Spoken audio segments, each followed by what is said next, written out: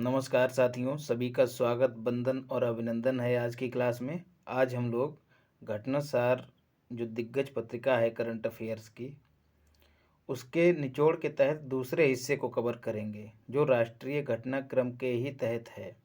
इसके बाद राष्ट्रीय घटनाक्रम का जो वन लाइनर वाला सेगमेंट रहता है पत्रिका में, मैं आपको उसको उपलब्ध करा दूंगा। तो बिना वक्त जाया किए शुरू करते हैं। कावेरी साउथ वन्य जीव अभयारण्य तमिलनाडु का 17वां है साथियों, बनाया गया है तमिलनाडु के द्वारा। किस अधिनियम का इस्तेमाल करके बनाया गया है, पूछा जा सकता है। वन्य जीव संरक्षण अधिनियम 1972। सीधे सीधे प्रश्न पूछ लिया जाता है कि यह अधिनियम कब पारित हुआ, तो 1972 में पारित हुआ। इसकी धारा भी याद रखनी है, 26A के तहत। साथियों, आप लोगों का जो प्रेम और स्नेह मिल रहा है उसके लिए हृदय की गहराइयों से आपको धन्यवाद प्रेषित करता हूँ। लगातार सब्सक्राइबर्स बढ़ रहे हैं, इसी तरह से प्रेम और स्नेह बनाए रखिए।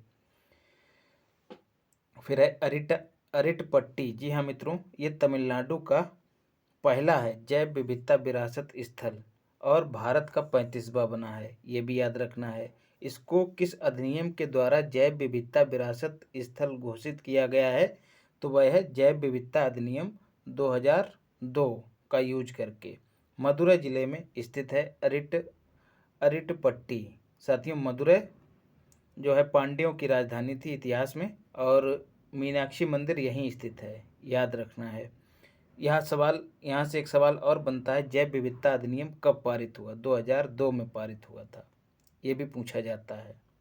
ऐसे ही वन संरक्षण अधिनियम भी पूछ लिया जाता है, 1986 में पारित हुआ। तो ये 3 सवाल आपको यहाँ से मिल रहे हैं जो स्टैटिक जीके के हैं।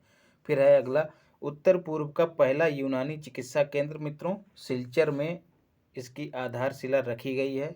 सिलचर कहाँ स्थित है? असम में स्थित है। बात करते हैं कूनो राष्ट्रीय उद्यान की, मध्य प्रदेश में स्थित है साथियों। नामीबिया, जी हाँ, अफ्रीकी देश है नामीबिया, जिसकी राजधानी विंडहॉक है, ये भी याद रखना है, विंडहॉक इसकी राजधानी है। यहाँ से 8 चीते लाए गए हैं, जिनमें से 5 मादा हैं। 17 सितंबर 2022 को, जी हाँ, इसी दिन मोदी जी का जन्म दिवस भी होता है, इस वजह से यह तिथि और भी महत्वपूर्ण हो जा रही है। तो कूनो नेशनल पार्क में इनको छोड़ा गया। बोइंग 747 विमान का इस्तेमाल किया गया था इनको लाने के लिए। विंध्य पहाड़ी क्षेत्र में यह राष्ट्रीय उद्यान स्थित है। 1952 में चीता को विलुप्त घोषित कर दिया गया था। साथियों, कल हमसे एक चूक हुई है, उसके लिए मैं सुधार कराना चाहता हूँ। कमेंट बॉक्स में भी मैंने उस सुधार को पिन किया था, आप लोगों ने शायद देखा हो। साथियों, बचपन से हम लोग चीता को टाइगर पढ़ते आ रहे हैं, ज़्यादातर लोगों ने पढ़ा होगा, लेकिन चीता अलग है। चीता को इंग्लिश में चीता ही कहा जा रहा है, अखबारों में चीता ही दिया गया है।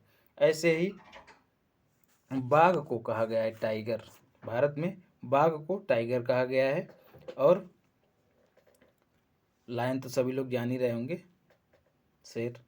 तो हुआ ये है कि वहाँ पर जो दुर्गावती टाइगर रिजर्व बनाया गया है मध्य प्रदेश में, वह जो है पन्ना में जो बाघ रहते हैं, जी हाँ, जो टाइगर्स होते हैं, उनके लिए मेज़बान के तौर पे दुर्गावती टाइगर रिजर्व का गठन किया गया है, ये याद रखना है। और पन्ना टाइगर रिजर्व जो है वह जलमग्न होने वाला है केन बेतवा लिंक के तहत, इसलिए जो नया टाइगर रिजर्व बनाया गया है वह दुर्गावती टाइगर रिजर्व बनाया गया है। तो वह जो टाइगर्स हैं वहाँ के, उनकी मेज़बानी के लिए बनाया गया है। तो इसी पॉइंट की वजह से वहाँ पर थोड़ा सा कन्फ्यूजन हो गया था, इस वजह से माफ़ी चाहता हूँ आपसे, सुधार कर लीजिएगा। फिर त्रिपक्षीय शांति समझौता किस किस के बीच हुआ है? जैसा कि नाम से विदित है, त्रिपक्षीय है, केंद्र सरकार, असम और विद्रोही गुटों के। उनमें से एक विद्रोही गुट जो है वो है उल्फा, पूछ लिया जाता है इसकी फुल फॉर्म, या फिर उल्फा कहाँ से संबंधित है, तो United Liberation Front of Assam. जी हाँ, उग्रवादी चरमपंथी संगठन है साथियों। तो ये उन विद्रोही गुटों में से एक है, उसके जैसे।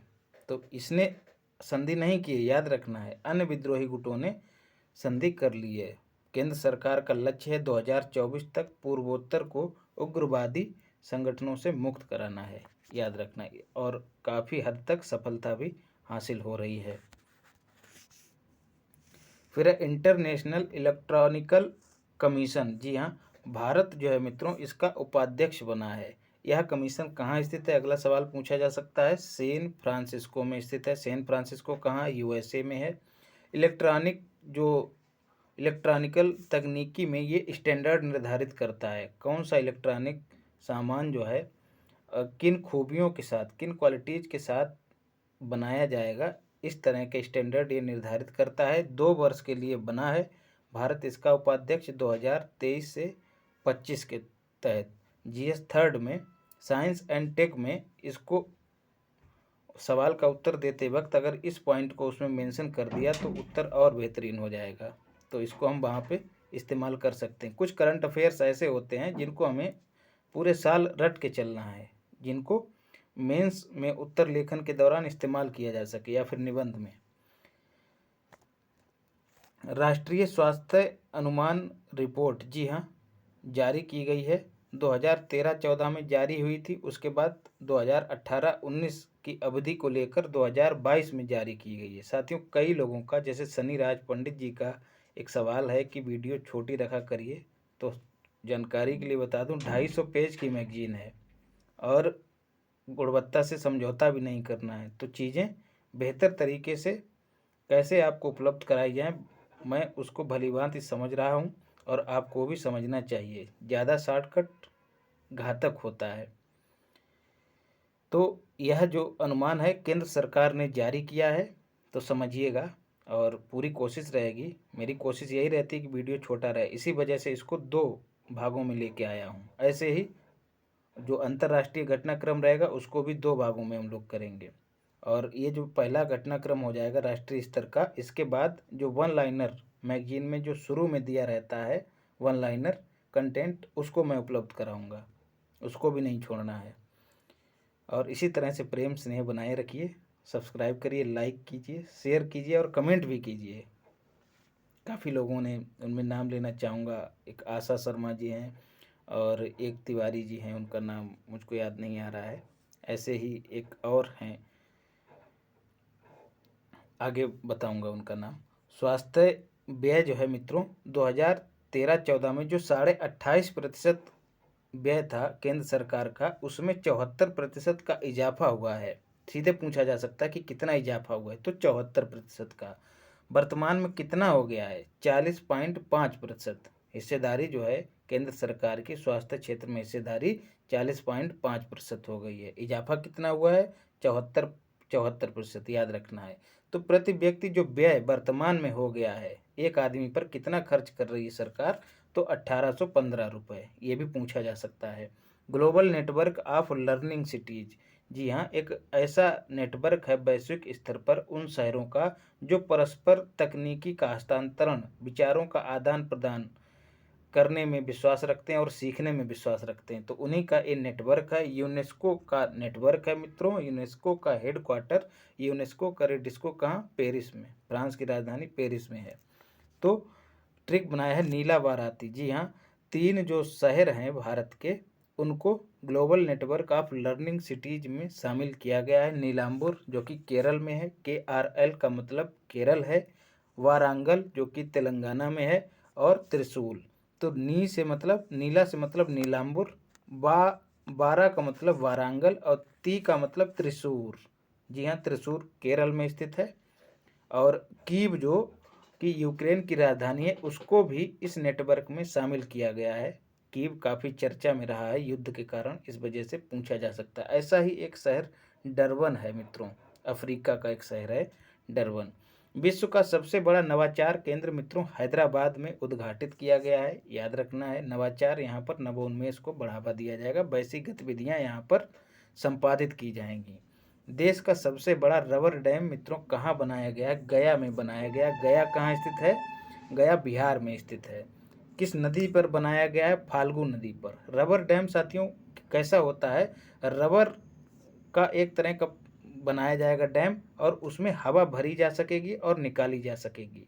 तो क्या होता है साथियों, गया में भारत से विभिन्न क्षेत्रों से लोग अपने पूर्वजों के लिए पिंडदान करने जाते हैं। तो वहाँ पर उस प्रक्रिया के दौरान उनको आचमन करने के लिए जल की आवश्यकता होती है, और फाल्गु नदी में जल होता ही नहीं था। तब उनको गड्ढा करके और गंदा जल आचमन की प्रक्रिया में उनको अपनाना पड़ता था, तो उनके लिए दिक्कत हो रही थी। तो इस दिक्कत को दूर करने के लिए जो बिहार की सरकार है, नीतीश कुमार मुख्यमंत्री हैं, उन्होंने इसका उद्घाटन किया रबर डैम का। ये देश का सबसे बड़ा रबर डैम है। फाल्गु नदी आप लोग जान ही रहे होंगे, जहाँ पर जिसके किनारे बैठकर गौतम बुद्ध ने, जिसको उस समय निरंजना नदी के नाम से जाना जाता था, गौतम बुद्ध ने ज्ञान प्राप्त किया था बोधि वृक्ष के नीचे, याद रखना है। फिर है एक वृक्ष आया है, देख लेते हैं किससे संबंधित है। ऊपर तो खबर दी गई है, क्या है मित्रों खबर? AC career. जी हाँ, एसी, एसी का मतलब क्या है? एयरक्राफ्ट कैरियर है साथियों। कौन सा? आईएनएस विक्रांत शामिल किया गया है नौसेना के बेड़े में। मोदी जी ने इसको शामिल कराया है। कहाँ? कोच्चि में। कोच्चि कहाँ स्थित है? केरल में स्थित है। इसको मोदी जी ने इसकी खूबियों के कारण समुद्र में तैरता शहर की संज्ञा दी है। अब जान ही सकते हैं कि एक शहर के लिए जो जो मूलभूत आवश्यकताएं होती हैं, वह सब इसमें विद्यमान है साथियों। 5,000 थालियों का 5,000 थालियां भोजन की तैयार की जा सकती हैं एक दिन में, इतनी इसकी क्षमता है।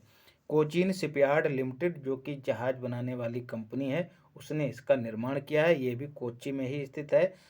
एक अन्य जो कैरियर है भारत का एयरक्राफ्ट, उसका नाम आईएनएस विक्रमादित्य है साथियों। ये जो विक्रांत है, ये भारत का स्वदेशी रूप से तैयार किया गया है। इसको हमने 1957 में यूके से लिया था, यूनाइटेड किंगडम से लिया था। तब इसका नाम क्या था? HMS हरक्यूलिस इसका नाम था। 20,000 करोड़ रुपए इसके निर्माण में लागत आई है।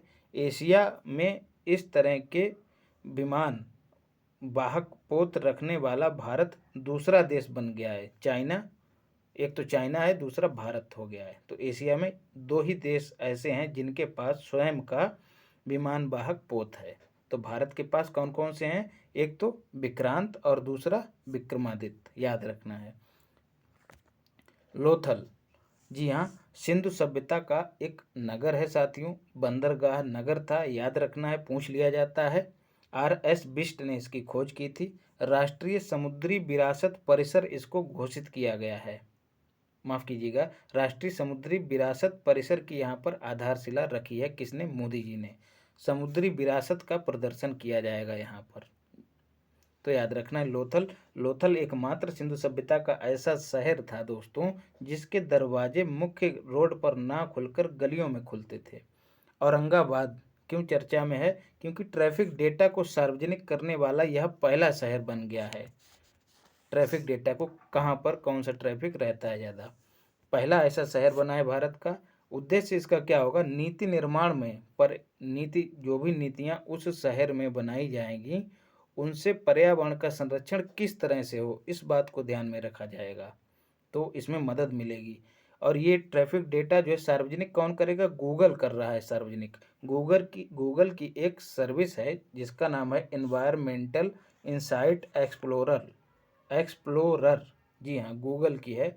इसके तहत यह विभिन्न सरकारों को यह डेटा उपलब्ध कराता है, उन क्षेत्रों का डेटा उपलब्ध कराता है जिन पर उस शहर को काम करके उस क्षेत्र के पर्यावरण को बेहतर किया जा सकता है। तो इन्वायरमेंट से संबंधित इसकी एक सर्विस है गूगल की, सीधे सीधे मोटे तौर पे समझिए।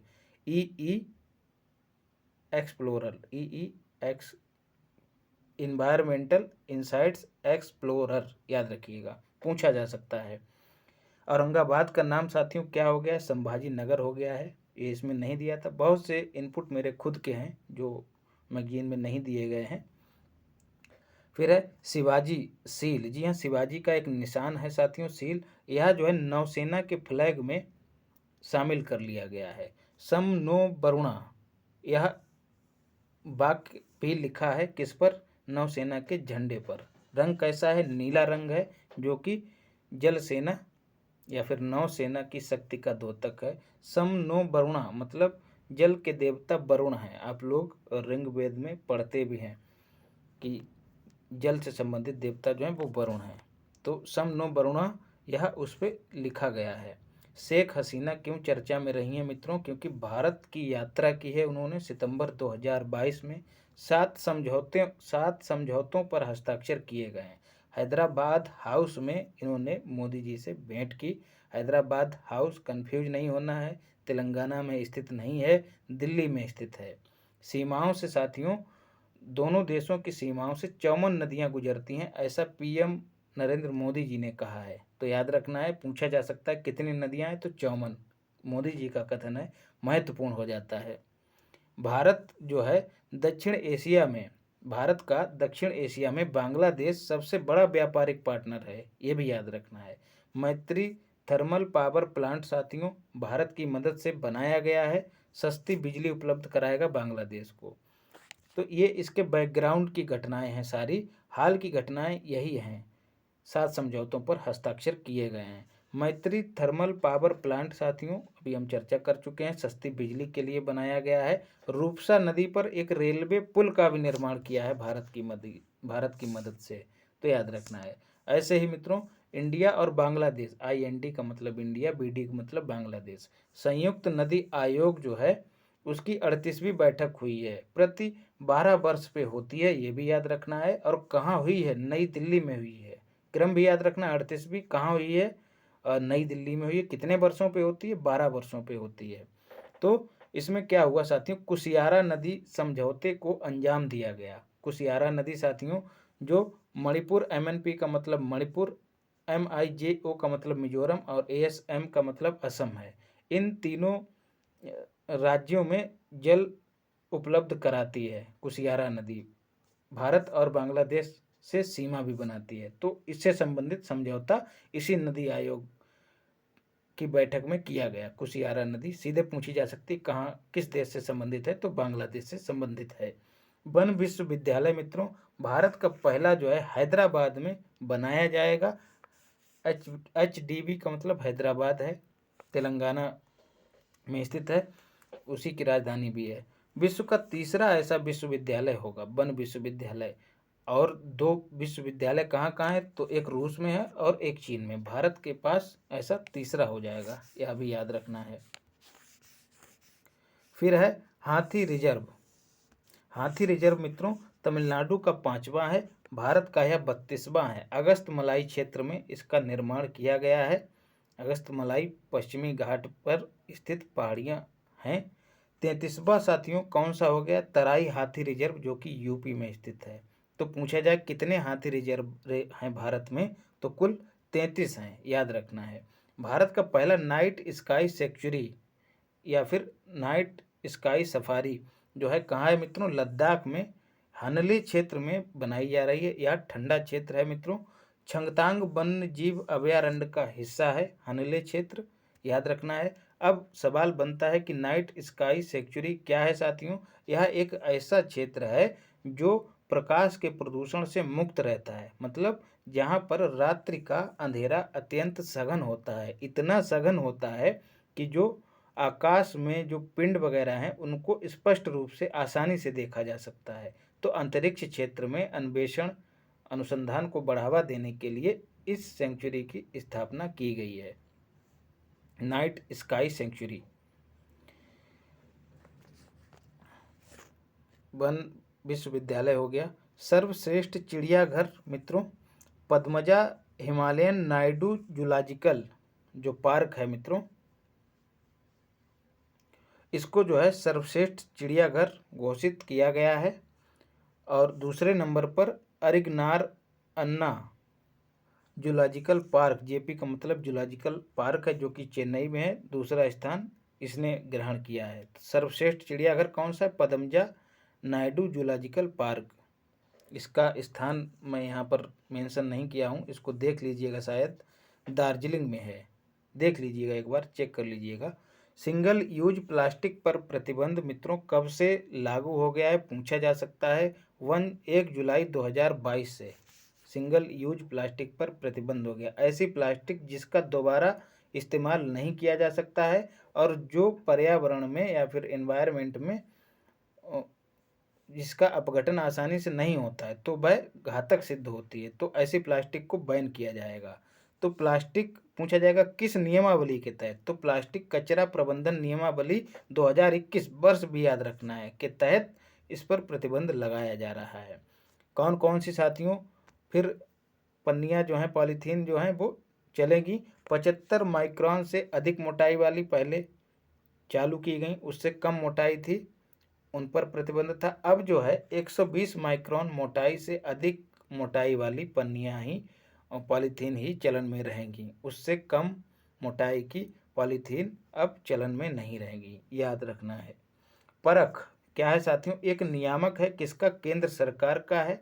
एनसीईआरटी के घटक के रूप में काम करेगा ये। इसका उद्देश्य क्या है, बच्चों में रट्टा मार प्रणाली को समाप्त करके उनमें सीखने की क्षमता का विकास करना इसका उद्देश्य है।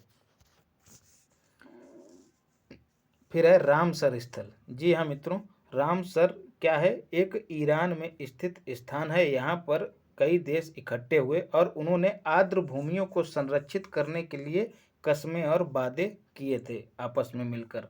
आर्द्र भूमियाँ क्या होती हैं मित्रों, इन्होंने नहीं दिया है इसमें। आर्द्र भूमियाँ आर्द्र भूमियाँ जो है दलदली क्षेत्र होते हैं, स्थल और जल का संक्रमण क्षेत्र होते हैं इस तरह से। तो यहाँ पर जैव विविधता सर्वाधिक होती है, तो ये जैव विविधता के स्थल के रूप में होते हैं, तो इनके संरक्षण को जरूरी समझा गया पर्यावरण के लिए। तो वहीं पर इन्होंने 1971 में एक संधि की साथियों, जिसको रामसर संधि के नाम से जाना जाता है, रामसर समझौता। और वहीं से जो है ऐसे उस समझौते में जो है ऐसे स्थलों को शामिल किया जाता है प्रतिवर्ष। तो रामसर स्थल जो हैं भारत में नए और खोजे गए हैं, 11 शामिल किए गए हैं हाल में। उनमें से 4 तमिलनाडु के हैं, 3 उड़ीसा के हैं, 2 जम्मू कश्मीर के हैं, 1 एमपी का है, 1 महाराष्ट्र का है।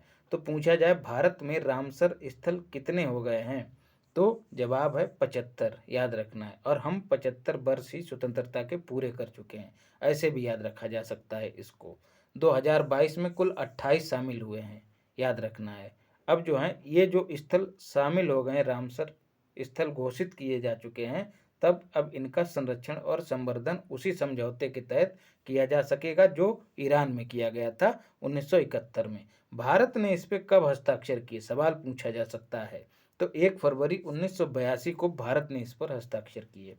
फिर है भारत का पहला रामसर साइट कौन सा था, रामसर स्थल कौन सा था, तो याद रखना उड़ीसा का चिल्का झील। फिर सवाल बनता सबसे छोटा रामसर स्थल भारत का कौन सा है, तो रेणुका रामसर स्थल है। कहाँ स्थित है, एचपी, बोले तो हिमाचल प्रदेश। फिर है 2 फरवरी को प्रतिवर्ष विश्व आर्द्र भूमि दिवस के रूप में मनाया जाता है, ये भी पूछा जाता है, याद रखना है। दुनिया का पहला आर्द्र भूमि स्थल कौन सा था, तो ऑस्ट्रेलिया का कोबोर्ग प्रायद्वीप था, कोबोर्ग, याद रखना है। भारत में जो है साथियों सर्वाधिक रामसर स्थल कहाँ हैं, तमिलनाडु में है, कितने, 14, और यूपी में 10 हैं, याद रखना। दूसरे नंबर पर उत्तर प्रदेश का स्थान है साथियों। और स्मार्ट सिटीज की संख्या के मामले में भी उत्तर प्रदेश का दूसरा स्थान है। तमिलनाडु में कितने हैं, 12, और उत्तर प्रदेश में कितने हैं, 10, याद रखिएगा स्मार्ट सिटीज। तो ये रामसर स्थल हो गए हैं। फिर है नामसाई घोषणा। जी हाँ, पूछा जा सकता है कि किससे संबंधित है, तो अरुणाचल प्रदेश में और असम में जो सीमा विवाद था जो कि 70 वर्ष पुराना था, उसको इस घोषणा के तहत हल कर लिया गया है। दोनों राज्यों में समझौता हो गया है। अरुणाचल प्रदेश के प्रधान मुख्यमंत्री कौन है मित्रों, पीके, बोले तो पेमा खांडू। और असम के कौन है, हेमंत बिस्वा। इस बार राहुल को लेकर काफ़ी चर्चा में अपने विवादित बयानों को लेकर रहे हैं। सुपर बासुकी, जी हाँ, नाम से विदित हो रहा है। बासुकी अपने यहाँ नाग के लिए कहा जाता है। तो देश में सबसे लंबी मालगाड़ी है ये। 15 अगस्त 2022 को इसका ट्रायल किया गया। 3.5 किलोमीटर इसकी लंबाई है। कोरबा, जी हाँ, सीजी का मतलब छत्तीसगढ़ के कोरबा से राजनांदगांव, जी हाँ, महाराष्ट्र में स्थित है, महाराष्ट्र के नागपुर में तो कोरबा से राजनांद के बीच में इस गाड़ी का संचालन किया गया। कोरबा किस लिए जाना जाता है छत्तीसगढ़ में? इसको कोयले के लिए जाना जाता है। कोयले की खाने यहाँ पर, को से कोरबा और को से कोयला, याद रखिएगा, कोयले के लिए जाना जाता है। इसको ऊर्जा नगर भी कहा जाता है। कहाँ का? छत्तीसगढ़ का ऊर्जा नगर या ऊर्जा नगरी भी कहते हैं, याद रखना है। फिर है India innovation index 2021 NITI Aayog ने जारी किया है मित्रों। बड़े राज्यों में कर्नाटक, KNT का मतलब कर्नाटक है, इसको प्रथम स्थान प्राप्त हुआ है। और नॉर्थ ईस्ट, NE का मतलब नॉर्थ ईस्ट, पूर्वोत्तर के जो राज्य हैं उनमें MNP बोले तो मणिपुर को प्रथम स्थान प्राप्त हुआ है। और ऐसे ही अगर यूटीज की बोले तो केंद्र शासित प्रदेशों की बात करें तो चंडीगढ़ को प्रथम स्थान प्राप्त हुआ है। महत्वपूर्ण है, नीति आयोग द्वारा जारी किया जाता है, याद रखना है। बुरहानपुर, जी हाँ, मध्य प्रदेश का एक जिला है।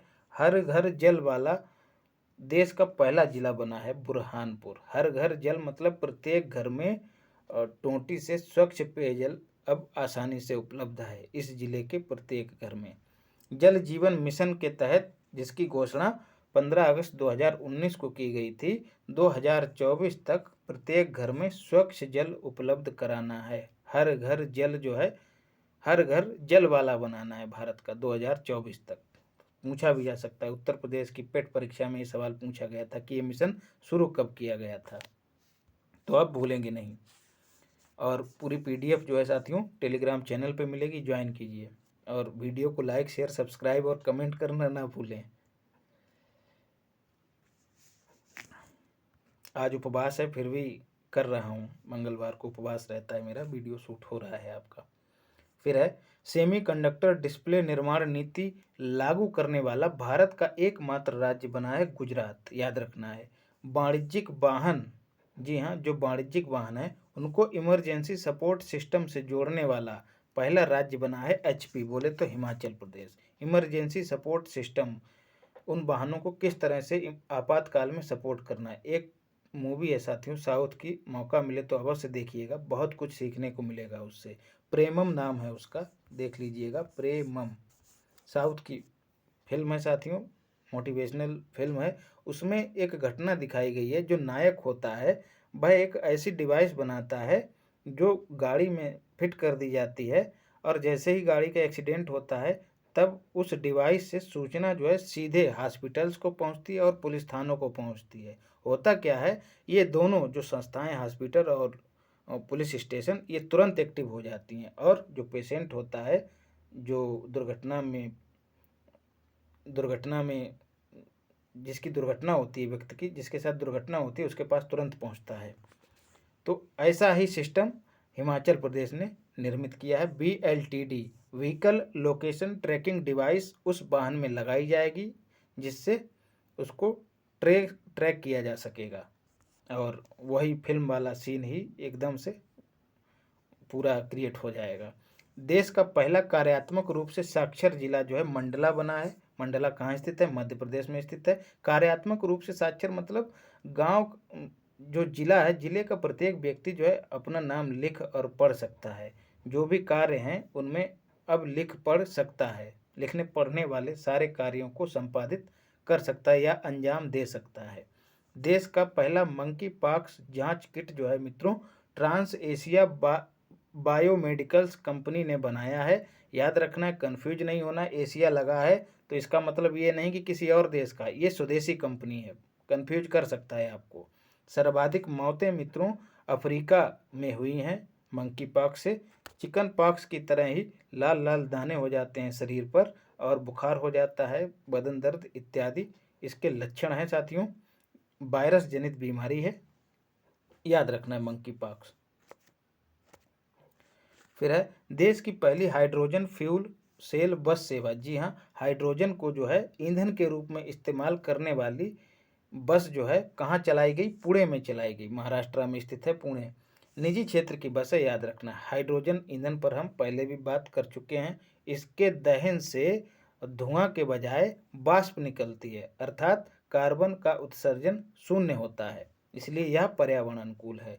देश का पहला हर घर जल राज्य जो है कौन सा बना है? गोवा बना है, याद रखना है। देश का पहला हर घर जल वाला यूटी मतलब केंद्र शासित प्रदेश कौन सा है? दादरा नगर हवेली और दमन दीव, दो हैं। नहीं नहीं, अब तो एक ही हो गया है। तो याद रखना है, दादरा नगर हवेली और दमन दीव हर घर जल वाला यूटी देश का पहला। और राज्य की बात करें गोवा, और जिले की बात करें तो हम पीछे देख चुके हैं साथियों, बुरहानपुर। तो बुरहानपुर और गोवा और दादरा नगर हवेली दमन दीव। भारत का पहला 3D मुद्रित डाकघर जो है मित्रों कहाँ बनाया गया है? बेंगलुरु में बनेगा। LT लार्सन एंड टुर्बो कंपनी बनाएगी इस डाकघर को। 3D मुद्रित मतलब जो भी वहाँ जो लिफाफे वगैरह होंगे या फिर जो भी सामान होंगे छोटे मोटे, उनको हूबहू बनाया जा सकेगा। ऐसे ही साथियों एक 3D जो इंजन बनाया है वो लॉन्च व्हीकल के लिए, वो हमने कल पढ़ा था। किस कंपनी ने बनाया है? जिसने नाम याद नहीं आ रहा है, देख लीजिएगा, पिछली क्लास में मैंने उसको बताया है, एग्जैक्ट नाम याद नहीं आ रहा है। अरे जिसने वाणिज्यिक उड़ान को अंजाम दिलवाया है इसरो के तहत, देख लेंगे। दुनिया का बड़ा तैरता सौर ऊर्जा संयंत्र, जी हाँ, खंडवा में है। खंडवा कहाँ है? मध्य प्रदेश में है, निर्माणाधीन है। किस बांध पर है? ओंकारेश्वर बांध पर। और ये बांध किस नदी पर है? तो याद रखना नर्मदा नदी पर है, नर्मदा नदी पर। फिर है अनंगताल। जी हाँ मित्रों, अनंगताल क्या है? एक झील नुमा संरचना है, कुतुब मीनार के पास स्थित है। बात करें कुतुब मीनार की, दिल्ली में स्थित है। किसने बनवाया? कुतुबुद्दीन ऐबक ने बनवाया। तोमर शासक अनंगपाल द्वितीय ने इसका निर्माण किया। किसका? अनंगताल का। कुतुब मीनार का किसने किया? कुतुबुद्दीन ऐबक ने। तो अनंगपाल द्वितीय ने इसका निर्माण करवाया। किसका? अनंगताल का। तो अनंग इसके नाम में भी है और अनंगताल अनंगपाल, कनेक्ट करिएगा। दिल्ली का संस्थापक इसको कहा जाता है। तब इसका नाम क्या था? ढिल्लिकापुरी था नाम, पूछा जा सकता है दिल्ली का पुराना नाम क्या था। राष्ट्रीय स्मारक घोषित किया गया है वर्तमान में, इसलिए ये चर्चा में है। अनंत विजय जो है राष्ट्रीय स्मारक प्राधिकरण के प्रमुख हैं, ये भी याद रखना है, नए नियुक्त किए गए अनंत विजय, याद रखना है। फिर है स्मृति वन। मित्रों पहला भूकंप संग्रहालय है, इसका लोकार्पण मोदी ने किया है। कहाँ? गुजरात के भुज जिले में। जी हाँ, भूकंप के झटके यहाँ पर महसूस कराए जाएंगे लोगों को। और 2001 में जो भुज में भूकंप आया था उसमें हजारों लोगों की मौत हो गई थी, तो उन्हीं को समर्पित है यह स्मृति वन, याद रखना है। देश का पहला भूकंप संग्रहालय। उत्तराखंड मित्रों क्यों चर्चा में? भारत की पहली वेधशाला जो है बनाई जा रही है गढ़वाल क्षेत्र में। दिगंतारा कंपनी जो है इसका निर्माण कर रही है। वेधशाला से क्या होगा? अंतरिक्ष पर निगरानी रखी जा सकेगी। अभी तक जिस सूचना के लिए हम अमेरिका वगैरह पर निर्भर करते थे, अब हम खुद उसको प्राप्त कर सकेंगे, तो ये हमारे लिए उपलब्धि से कम नहीं है। स्पीड टेस्ट ग्लोबल इंडेक्स, जी हाँ, इंटरनेट की स्पीड के आधार पर इंडेक्स जारी किया गया, उसमें नॉर्वे प्रथम स्थान पे है और हमारा प्यारा भारत महान 118वें स्थान पे है। फिर है नागरिक पंजीकरण प्रणाली रिपोर्ट 2022 केंद्र सरकार के द्वारा जारी की जाती है। इसके अनुसार मैक्सिमम मृत्यु दर, सर्वाधिक मृत्यु दर जो है बिहार में है। जन्म जो है, जन्म के समय लिंगानुपात सर्वाधिक लद्दाख में है। अगर लद्दाख जो है केंद्र शासित प्रदेश है। अगर राज्य की बात करें तो ARP बोले तो अरुणाचल प्रदेश में है, याद रखना है। सबसे कम लिंगानुपात जो है मिनिमम मणिपुर में है, MNP का मतलब मणिपुर में है, ये भी याद रखना है।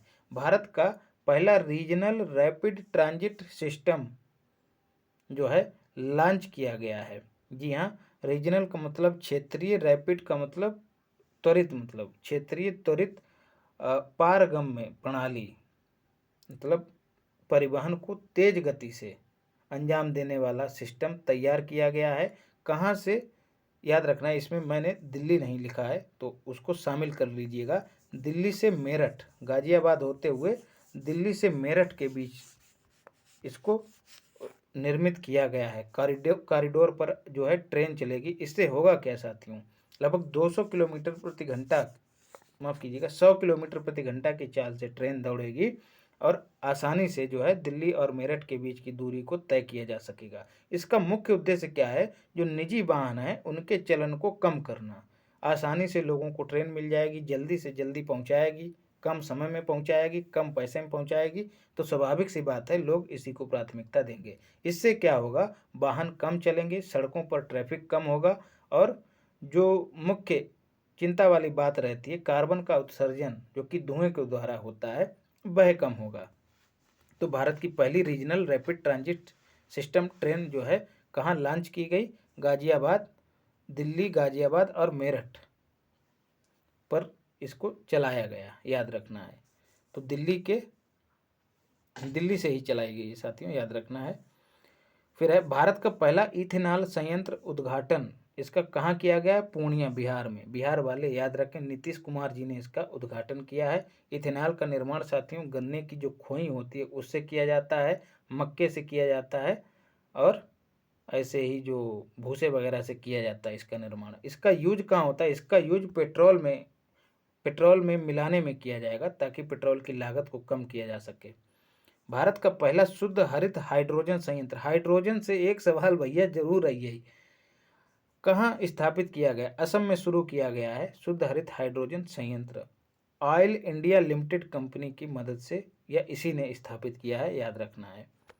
फिर है NFHS5 national family health survey 5 जो है पूछ लिया जाए क्रम कौन सा है? 5वां है।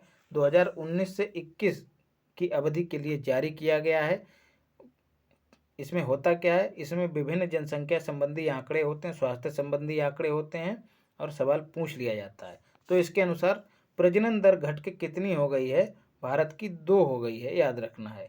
स्त्रियों की निर्णय लेने में भागीदारी में इजाफा हुआ है, यह भी याद रखना है। मोटापे में वृद्धि हुई है, पुरुषों में 24% वृद्धि हुई है मोटापे में और महिलाओं में 23% वृद्धि हुई है, यह भी याद रखना है। शीर्ष राज्य जिनकी प्रजनन दर 2.1 से भी ऊपर है, कौन कौन से हैं? बिहार, जिसकी प्रजनन दर सर्वाधिक है, याद रखना है 2.98, इसको बिहार वाले एकदम रट लें। फिर दूसरे नंबर पर मेघालय, तीसरे नंबर पर उत्तर प्रदेश, यूपी वाले भी रट लें 2.35, तो याद रखना है। भारत का पहला इथेनॉल संयंत्र उद्घाटन हुआ है कहाँ? पूर्णिया में, बिहार में। फिर है भारत का पहला शुद्ध हरित हाइड्रोजन संयंत्र असम में। गुजराती गधा, जिसको घोड़खर भी कहते हैं, ये ना तो पूर्ण रूप से घोड़ा है ना ही गधे के समान है। इसके संरक्षण के लिए साथियों रणखार कंजर्वेशन की घोषणा की गई है, कंजर्वेशन क्षेत्र की, उसको जो है अब संरक्षित कर दिया गया है क्षेत्र को। फिर है देश का पहला समुद्री शैवाल पार्क मित्रों कहाँ बनाया जाएगा? तमिलनाडु में बनाया जाएगा। सीवीड की कृषि की जाएगी। सीवीड क्या होते हैं साथियों? पानी में जंगल होता है, सीवीड शैवाल होते हैं।